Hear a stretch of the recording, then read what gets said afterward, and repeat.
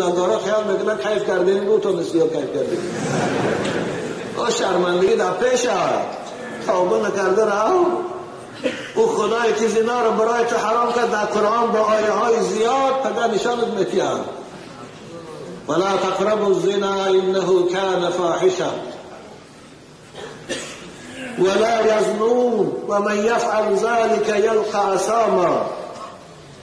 خدا میگه بندگان مؤمن من زنا نمیکنن، حتی به زنا نزدیک نمیشوند. کسی زنا میکنه توبه نکرده اگر مرد در چاه دهشتناکی که نامش اسامه است او را انداخته میشوند.